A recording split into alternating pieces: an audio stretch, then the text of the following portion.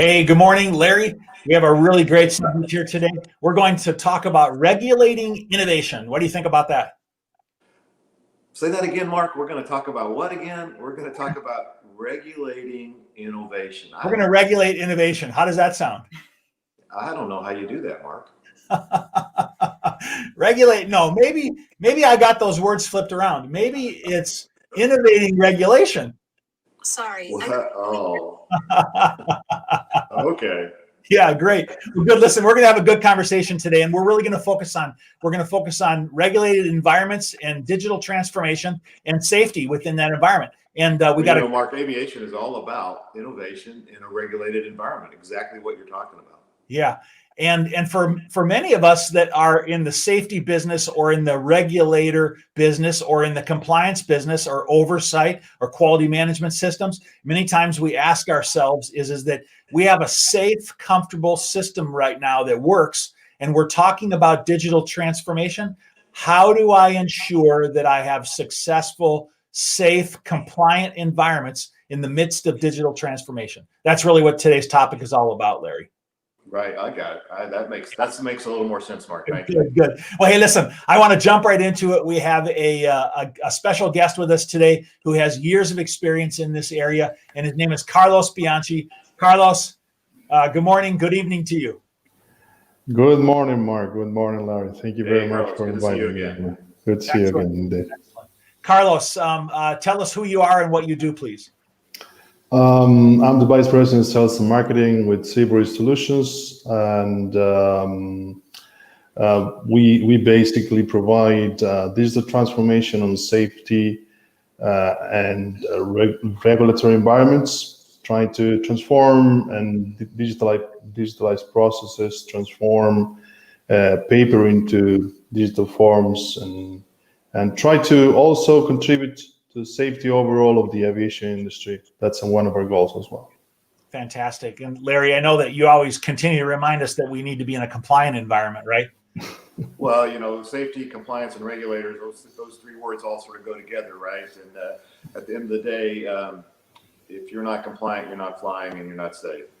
Yeah, exactly. So anyway, at the top of the broadcast, I said to everybody, I said, listen, we have this challenge where, I know that we've actually, Carlos, we've actually heard people say that we need to regulate innovation. Okay. He was talking that one time. And I said, Carlos, what are you talking about? How do you regulate innovation? What do you mean? Yeah, it's incredible. One of our senior vice president, subject matter expert on the Civil Aviation Authority side, he was with me on a conference provided by an international organization, and they were talking about regulating innovation, and we were laughing about it because it's going to be quite difficult. All right. Like those two words are kind of at the opposite end of the spectrum, right? But, yeah. Find a way. Yes. It's a very generic topic, and as you were saying, maybe we have to flip those words around and talk about how to innovate on a regulated environment, which will be more suited. Okay. Well, let's talk a little bit about the business problem that exists. So really, what is the problem that exists out there today? I mean, we have a lot of paper, we have established processes, and we need to create efficiencies. So let's talk about that a little bit. Carlos, what's the current environment with respect to managing of compliance and regulatory processes today? Well, I have to say, we find out over the years that in general, the regulatory agencies are quite reluctant to jump into the technology wave. It's very, very, most of the cases, 90% of them are government-owned companies or organizations that struggle with coping with technology changes. And having said that, how aviation has been progressing on that area, it's quite different on the different industries inside the aviation industry. Safety, regulatory agencies are staying behind of that way. And We've seen problems on licensing. There are still civil aviation authorities that handle licensing via posting mail. It's or trying to certify or validate the certification of flight hours from pilots via paper. They're trying to improve the safety overall via an Excel or some other means that are not properly configured or under a proper standard based on CAA, EASA, and other agencies around the world. So yeah, we do see a lot of problems, but well, I mean, I could be talking about how state safety programs are being handled without proper databases. If you have a safety environment where you want to really include all of the players, there is no other way than to digitize all the process, because at the end of the day, what you will get is, or the SSP inspector will get, is several Excels from several organizations coming from their SMS system, and he will have to process all that information, when in reality, ICAO, the ICAO spirit was to properly introduce a system or a database in order to do that, because of the quantity of information. Think about, this is a state that is gathering information from different organizations, continuous airworthiness maintenance organizations, approved maintenance organizations, approved training organizations, aerodromes. All of those players have to feed back information into the authority. So if they are not digitalized, or they don't digitize their processes, it's going to be quite difficult to make it right. So Mark, I think kind of the business model is the airlines and the industry is sort of starting to embrace digital transformation. Mark, you and I have talked about e-signatures forever, and I think the regulators would like to, be able to do that, but they're just bound by so many constraints, bureaucracy constraints. And it's tough for those guys to make this transformation. On top of that, it's helping people make that in the regulatory. Yes, it's there are huge players inside the civil aviation authorities, but one of the biggest one is the unions, right? The unions are quite strong. Just think about all the unions that they might see this as a threat whenever they have to see it as a colleague, because you are going to be transforming the actual thought process of just writing down on a paper to do it on the software. You're not taking jobs out of the civil aviation authority. You're actually improving the job skills of that personnel. So Carlos, I heard the two of you basically address this, saying that, we have a lot of manual paper-based processes that still exist out there. And we all know that that's really no different than, any other industry. They're established paper-based processes, and, we need to maintain a safe environment. You have these regulatory bodies out there trying to manage licenses and certificates and state safety programs. And so, we have this challenge, and you have a lot of data that's coming in, and it needs to be, ingested. But the bottom line is that it's no different than any other, sector of the world is that we have this challenge where we need to optimize things with digital processes. The other one thing I want to add is that you guys remember that about a year ago now, in the United States anyways, they issued the Office of the President issued a letter to the FAA, they issued a letter to all of the federal organizations which said, we want you to go digital, all right?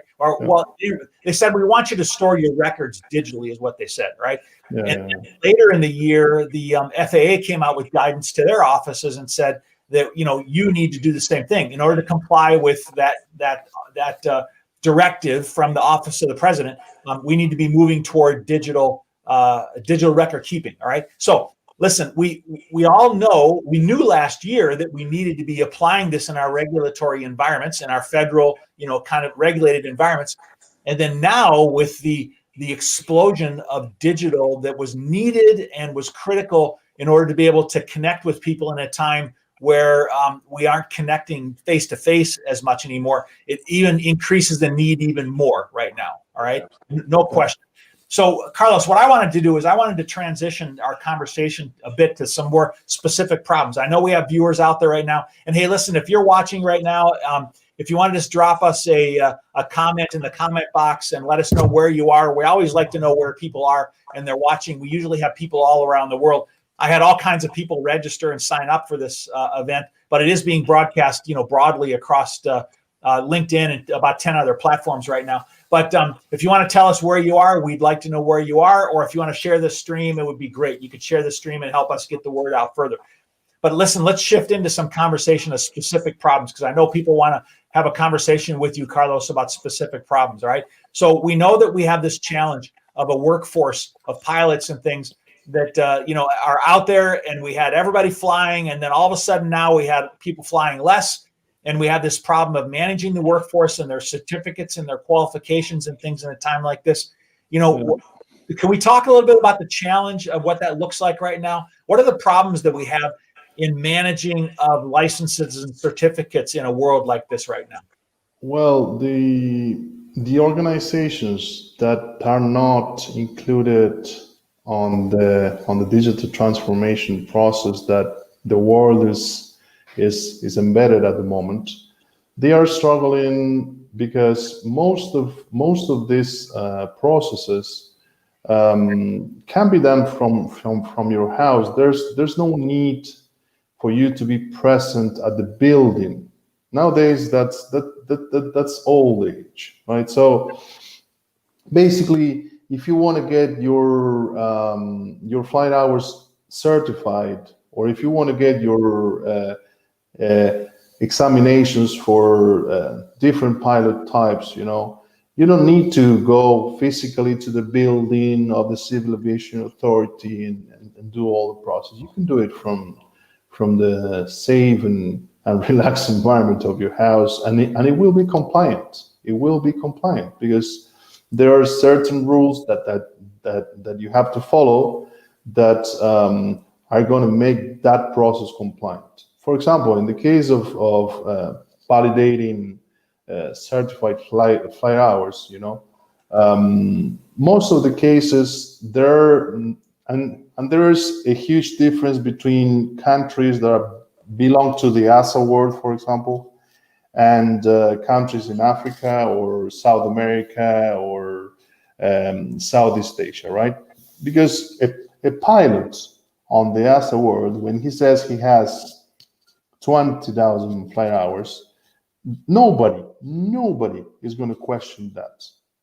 Nobody's going to, hey, show me the records. Yeah. The pilot says it, and everyone believes it, even FAA, right? So, but on these other countries that they have processes that are not digitized, and you can work around those processes in some way, there are certain problems. So what we are trying to address is how this process could be automatized, first of all, and digitized. So what we did is just we basically created a very simple path where the pilot loads his flight hours on a digital form, and the airline has the aircraft flight hours, and we compare them within the software. If there is any discrepancy, it's highlighted to the inspector who is going to approve and certify this from the Civil Aviation Authority. And if there are no discrepancies, all of this process is approved. Of course, you have multi-factor authentication on every single step, so there's no way for you to be a different person than the one you're saying is doing the actual process. Because once we got the questions, what if my mom is doing the process? How do you recognize that? Well, that's why MFA exists today, right? These are fingerprint biometric security. So we take care of that on the actual process. There's no way to tweak around that particular path of the process. So Carlos, you're actually saying they're actually automatically gathering the hours and then putting them into like a flight log and then accrediting it to a certain particular pilot. And very good. From the airline, we can get all the flight hours from their flight ops system. Yeah. Now, from the pilot, he will have to do all the work and load his hours, right? And load his type engines and all that he has to do. But from the airline side or flight school or whatever type of organization is gathering those hours against the aircraft, we can bring those via an interface API quite easily and then compare both sides. The most important thing is that comparison. And the inspector from the Civil Aviation Authority will receive the impact of that comparison, and he will be able to see how the software compares, just to avoid any mistakes. So Carlos, we talked a lot about flight, but I would assume that you can use the software to track compliance or certification in the maintenance environment as well. Exactly the same. Exactly the same. All the licenses are different processes, of course, but they are treated on the same way. Just you are talking about aircraft maintenance engineers and all of the licensing crew as well. You know. Yeah. So, Carlos, can we jump to maybe a next step in this process? Is that I know that that there are state safety programs that are that go to different SMS safety management system stakeholders, and can we have a little bit of a conversation about that right now?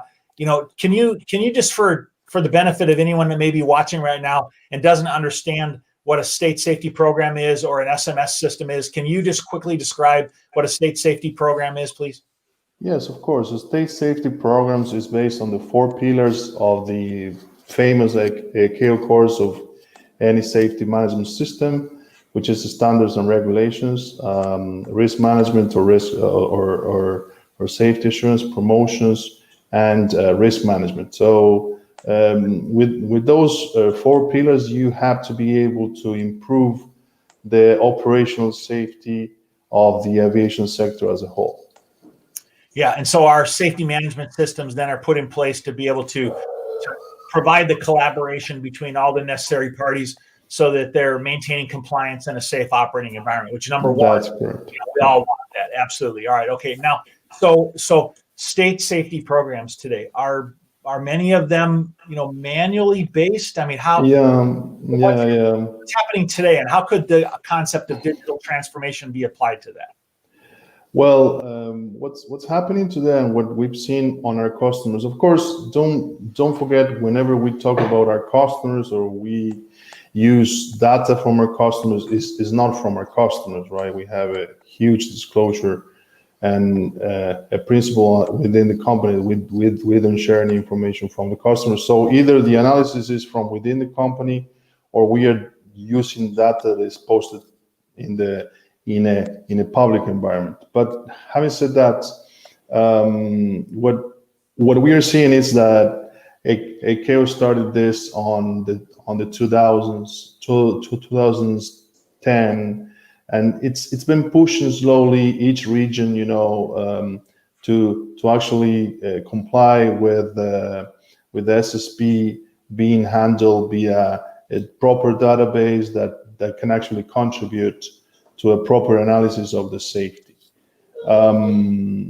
The last region that they have been applying this, it's been South America, but of course EASA was compliant almost immediately. The state safety program was changed, but overall Southeast Asia, South America, Central America, and Africa, they are running a little bit behind on the standards of properly managing a state safety program via a proper database with digitized processes. Yeah, Carlos, I wanted to address that real quick. Is that I've traveled all around the world. I mean, everywhere: Southeast Asia, North in Asia, Europe, Africa, North and South America. and I've been everywhere, okay, and seen a lot of different operations, and we all know that the focus on safety, always should be number one, but the perception of how to apply that or affect that is always a little bit different, okay? And so I'm not going to say that some operations are less safe than others, but it's left up to people on how to interpret that, all right? And so I believe that having a better making it easier for people to manage safety would definitely increase safety overall, okay? So if we took a process that was primarily paper-based, and if we were able to accurately capture that and provide some tools to be able to automate that, Carlos, do you believe that helps, improve overall safety if we make it easier for compliance? Absolutely, Mark. And you've hit the nail's head. Actually, it's a cultural base, problem. Whenever you speak about being a safe environment, it's a perception as you're describing it, and anything that contributes to increase that perception and take that perception towards the safety side, it will be welcome. And I think, of course, digitizing all your processes and digitizing your state safety program is a huge leap forward. Now, Carlos, there's a concept of applying an analysis of a particular problem, and in some of my previous discussions with you, you've called it a bow tie analysis. Okay, can you tell us what a bow tie analysis is and how it fits into a safety program? Very good. It's a technique used on the risk management side. Safety management has been changing its focus over the years. Lately, it's focusing a lot on risk management, how you manage your risk within the organization. Well, in order to do that, you have several techniques. This is one of them. This is the trend technique at the moment. There are other ones, but it is bow tie because of the shape. As you can see, in the middle, you will have a top event selected by the Civil Aviation Authority in this case. And on the left-hand side, you will have all the causes of that event. And on the right-hand side, you will have all the mitigation actions that you will provide based on those causes. Okay, so just a little bit of detail. I'm going too deep here. What you have to do is to calculate the mitigation risk. How you do that? You apply a mathematical rule based on the thickness of the path from the root to the consequence. I know it's difficult to understand, but you will see that there are some lines that are thicker than others. If you go to the left-hand side of the screen, there are two lines there that appear to be in bold. Yeah. Well, those lines have a bigger weight on the calculation of the risk. Okay? So, of course, we are not going to go through math here, but at the end of the day, the end result is, this is not you do the analysis one day to the other. This is a cycle. It's a safety cycle.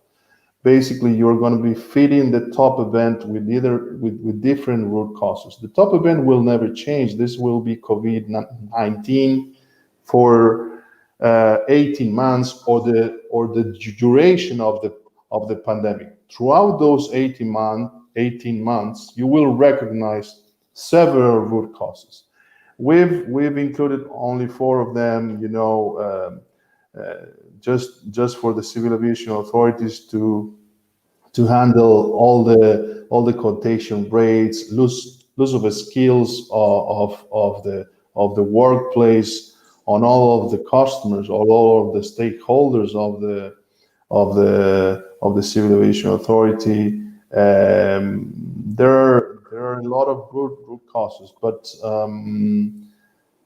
as I was saying, this is not a risk management analysis that you do one day to the other. This cycle could take 18 months, 6 months, or whatever it takes until you are sure that within all of the mitigation actions that you have on the right, you've covered the root cause and you have improved the actual safety overall.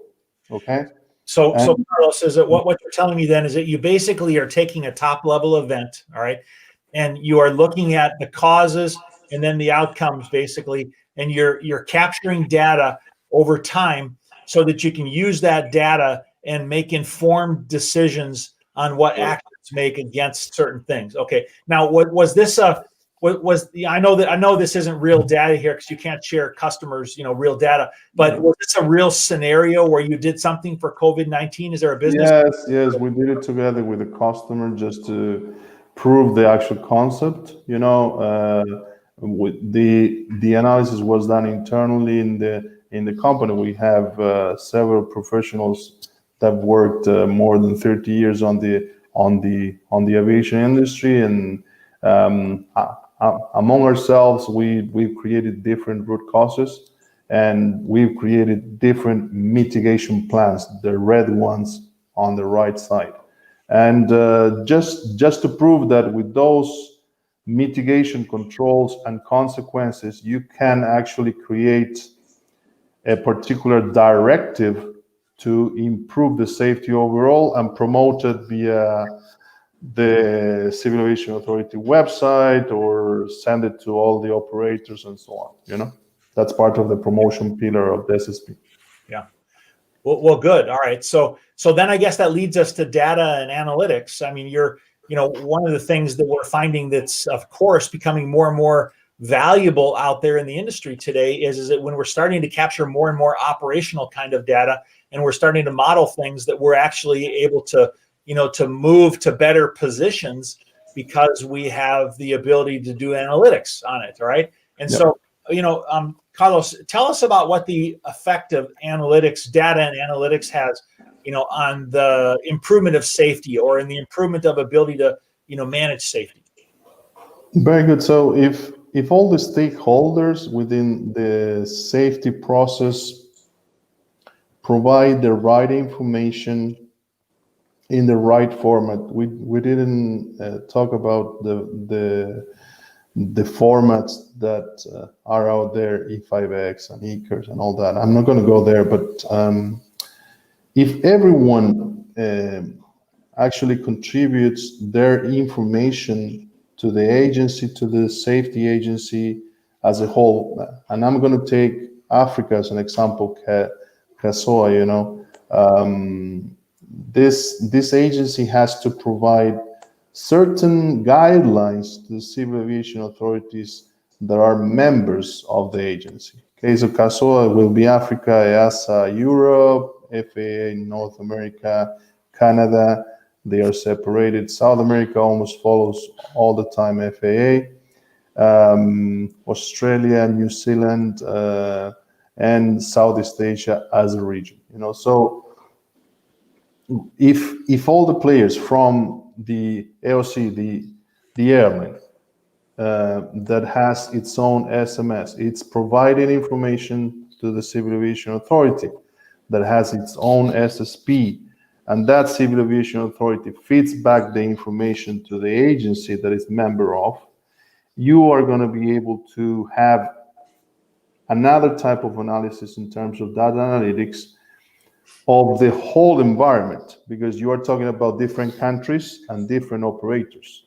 So maybe in Canada, there are occurrences that are not happening in the US. All right. So all of that feedback is welcome, because if ever happens in the US, you already have the analysis done because of the Canada contribution.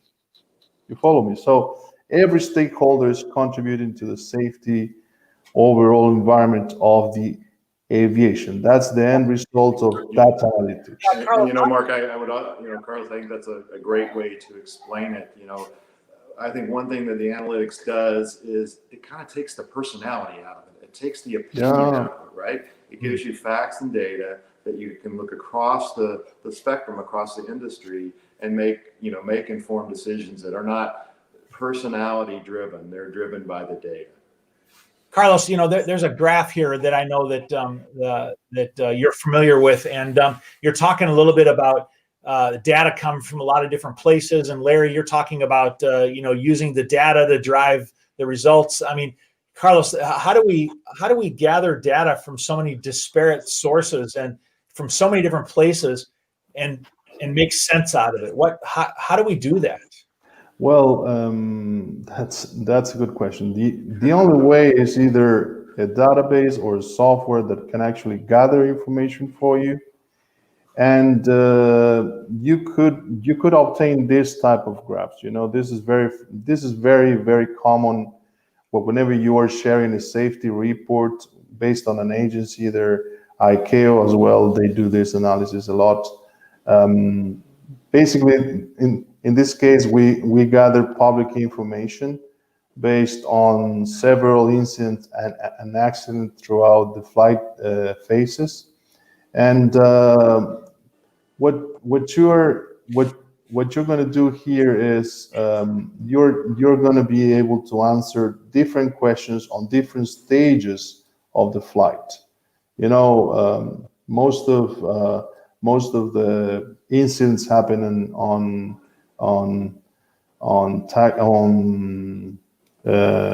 landings or takeoffs, right? So you're going to be able to give insight or improve the operational safety by analyzing this, which gives you a global overview of what's going on in the region, not only country or airline. You're talking about airline, countries, and region in this case.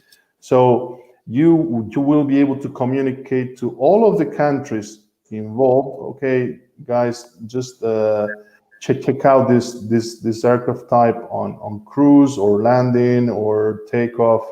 It has been having this certain incident.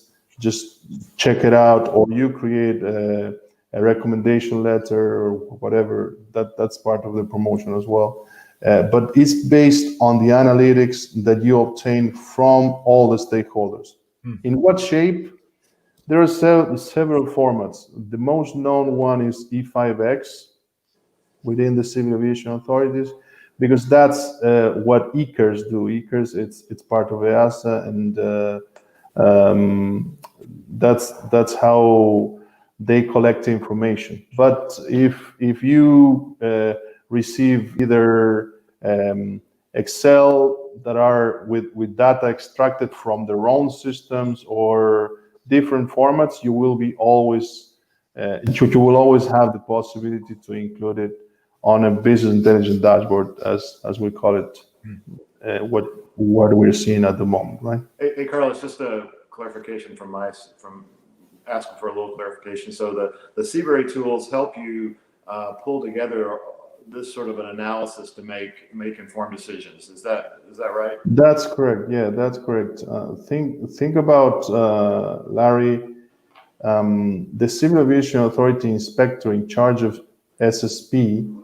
He's going to filter information because he's going to be receiving occurrences from the different SMS solutions, from the different stakeholders. He's going to filter the most important information, and he's going to feed back that type of information. It's not going to go right away, right? So it's quite important to have that solution in the middle, but also important to understand that we can cater for the regional basis analysis as well, which is totally different. It's not totally different. You're not going to be using the software per se. You're going to be using our business intelligence consultancy services, but the software has to be in the middle. The software has to be in the country that is regulating the aviation environment. Got it. Thanks. So, hey, Carlos, we've talked about a couple of different pieces of this software, and can you give me a better idea of what the full scope of some kind of an application like this gives? Is this really for a regulator, or is this for an airline, or what is this? What is this type of a product? Very good. Yeah, this is basically for regulators, and this could be applied for aviation or other industries. It doesn't have to be aviation per se. There are other industries that have the same processes as well. But in this particular case, what we're seeing is the different interaction, because the Civil Aviation Authority has to interact with its customers. Let's call it customers. They're not customer paying customers, right? But this is a web portal that gives the customer, let's call it a pilot, the idea of what services the Civil Aviation Authority is providing, and it gives them a portal to actually route all of his needs. If he wants to pay for the licenses, if he wants to create a safety report. Let's not forget, anyone could create a safety report and remain anonymous, okay? So the Civil Aviation Authority has to provide a portal for the safety occurrence reporting. And if I want to remain anonymous, I can do it. And if I want to do it from my house, I can do it. There's no problem at all. So that's why this is a web portal. This is the interface for the customer of the Civil Aviation Authority. The CBRI application is what you saw before, part of the bow tie analysis. That's the software per se for the Civil Aviation Authority staff, okay? But this is for their customers. So there are inspections, licenses, SSP, document validations, safety occurrence, licenses, certifications, guide or services. You know, whenever you want to do a SAFA inspection on an aircraft, you will call the Civil Aviation Authority. So it's also to track all that information. So Carlos, if I were to then in my mind think of this as the business of being a regulator, okay, you're basically providing digital solutions and tools which enable the business of being a regulator to be put into the digital transformation, or to be put into the digital world. So we're making it easier for them to do their job, which is to be a regulator and to provide, you know, oversight over safe and compliant operations. Is the kind of the bottom line, is what you're telling me, right? That's correct. And everything has to be integrated. If I register an aircraft on the Civil Aviation Authority, that aircraft registration comes with the engine as well, and you have to provide the engine mortgages, and then you will have to apply for the AOC certificate, and then all of that information, it's linked together. So you don't have standalone solutions, and you won't ever get from our company a black box, meaning that you have to use whatever it's in the software. No, we will go to the Civil Aviation Authority. We will sit down and take time to read their processes, understand how they manage things, and adjust the software to their needs. You know. Hey, Carlos, I think I have two follow-up questions I want to ask you, because I want to make sure I understand, that our users kind of our listeners understand. Is that, Carlos, what is the biggest problem that you're seeing in this area today out there in the industry? What is really the biggest challenge that people are faced with in trying to be a regulator in the world we're in today?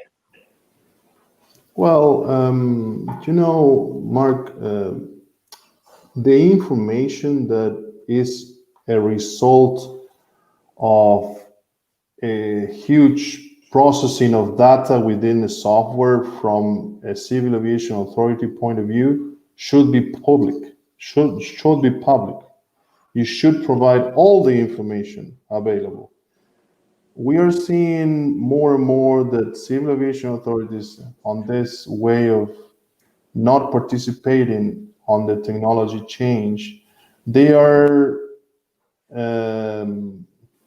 quite behind on how to communicate that information. They don't use social network. You know, EASA has a huge program that they're going to take in place now, and they are going to use decoupling technology. Basically, is to create content on one website, and that content is distributed on different formats, different social networks, because at the end of the day, what you want is the people to understand that you are a safety environment. And this comes with the other question: how do we make the people understand that we are a safety environment to actually travel within? Well, start improving your communications. Start analyzing how to properly use social networking, how to properly use live streaming, how to properly use videos, virtual reality. How do you know how to check in nowadays during COVID-19? No, I don't know. Give them a virtual reality scenario. Yeah. Put your goggles on and you're sitting down on your chair in your desk, and you go to check in and you click there, so that kind of information contributes to the overall perception of the people as you being a safe environment to travel. Okay. COVID-19 is one of the problems, but the other one is it's how we communicate that information, right? Got it. Hey, I wanted to ask one follow-up question. It's sort of the opposite to that. Is it given the world that we're in today and some of the technology that's out there and the challenges that we have before us, what are you the most excited about today? What gets you excited about this environment, Carlos? I have to say I'm in love with data science. I've been reading books and books, and I'm thinking about doing a master. Even though it doesn't go along with my career path at the moment. I really enjoy reading about artificial intelligence, machine learning, digital twins, IoT, and I think if going back to how do we regulate innovation, right? How do you regulate a self-programming software? That's okay. All right. So more innovation. Yeah, right. So yeah, what drives me crazy nowadays is how to apply artificial intelligence, machine learning, IoT, and digital twin to all of our products, and how to make our customers' life easier and more productive, how to reduce cost, how to be more efficient, and on a safety environment. Fantastic. Mark, I think one of the coolest things about this is that you and I have talked about digital transformation for a long time, right? And we've seen airlines sort of adopt this and understand the benefit, and from a safety and a finance side. And it's really great, Carlos, that you guys are enabling the regulators to be able to do the same sort of things that we've seen airlines and operators do, over the past 3, 4, 5 years. So it's kind of exciting to see these tools move to the regulators, specifically for the regulators. That's just awesome. Yeah. Thank you, Larry. Well, like you said, at the top of the hour, we kicked this thing off by saying, how do we regulate innovation? And we flipped it around and we said, how do we innovate regulatory environments? All right. And exactly. The main thing that we wanted to do here today in this broadcast was to communicate some excitement about. That's why I wanted to end it on the excitement. Is that I love your passion for information. All right, because that's what it really is a data science. Data science takes all the data that we have out there today and helps people to draw conclusions and to make our life easier and to be able to focus on the problem areas and to be able to expose where the problem areas are and to be able to get things done, faster, better, cheaper, mostly safe. Okay, safe and compliant. And when we're talking about a regulatory environment, we're saying, how do we help the business of a regulator to be, more efficient and to be able to do their job better to provide a safe and compliant oversight of safety and compliance. All right. And I just think it's really cool what you guys are doing. That's why I wanted to have you on this broadcast today, is because, we don't go around saying, how do we help the regulators to do a better job? Yeah, that's right. That's the last thing we do, right? Yeah. So really, I think this is a really great session today, because we're saying, how do we help the business of running the regulator environment? All right. And that's what you guys are doing. And I like your passion for that. And, I really think you guys are doing a great job. And so I really appreciate, your insight into this. And Carlos, let's kind of wrap this session up. And that if somebody wants to be able to have more conversation with you or details or follow up, how can they get in touch with you? Well, they can always send an email to mkt@seabury-solutions.com. Our guys on the marketing side, they will follow up right after. And if And you you're on need, LinkedIn too, right? yeah, if you want to contact me via LinkedIn or even our website, just all the phone numbers are there available for all the offices around the world. Okay. And if somebody reaches out to you and they want more information, what can you do? You can give them, you start a conversation, give them a demo, something like that. Yeah, what we usually do is to gather people from the same area. So, for example, a wardenness inside the Civil Aviation Authority, and we provide a specific demo for that area, SSP a specific demo for that area, licensing and certification a specific demo for that area, just to inform the customer on the capabilities of our software and hopefully to start doing business with it. Hey, Larry and I have been focusing on digital transformation for many, many years. And we have identified in our own experience what we think the 4 pillars of digital transformation are. Number one, you have to believe that it's possible. And, and so we are trying to encourage you out there to say, listen, this is possible. You have to believe. But number 2 is that it happens with people. And what I mean by people is that we need to leverage the knowledge of people around us to be able to create success. And that, a lot of times we think, oh, should I go talk to this person? They sell software. What should I do? Well, this company has knowledge on your particular business problem. And if you're struggling with, what do I do with this particular business problem? Or what are my options? Or what are my ideas that I could come up with? I am always trying to leverage, or I'm trying to reach out to my network and talk to people and learn about how other people are solving problems, so that I'm not trying to do that all on my own, okay? And then we look at our own internal processes and we look for technology, but where it really starts with believing in this, that you can really do this, and then reaching out to people and beginning to have a conversation about the business problems and what are my options? What are other people doing? What are the ideas? How can we solve this problem? And I wanted to highly encourage you to reach out to Carlos and to Seabury Solutions. And if you're in this world of trying to figure out what to do and how to optimize and improve your regulator world, how to do a better job of managing this business of oversight and compliance in the regulatory world, reach out to Seabury Solutions, because they have a lot of knowledge.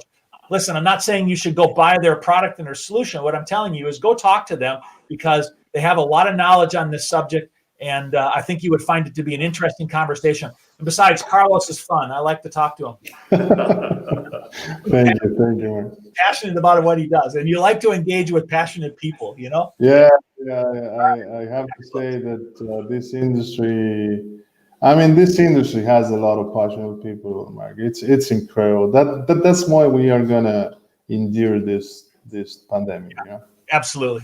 We're going to help each other, and we're going to get through this. And just like this broadcast, you helped us out. I'm hoping we're helping you out. And so listen, I appreciate you being with us today. Let's go ahead and wrap this up today. I want to thank all of you for being out there today and viewing and watching this. And I'm going to sign off and say goodbye, and fair winds and following seas. Reach out to us. We have broadcasts 2 and 3 times a week. This is our second one this week. Keep an eye on our LinkedIn channel, or if you do a search on #DigitalAircraft, out there anywhere on the internet, everything that we do on all the different platforms is going to come up. Thanks, and have a great day. Fair winds and following seas to all of you. Goodbye. Bye.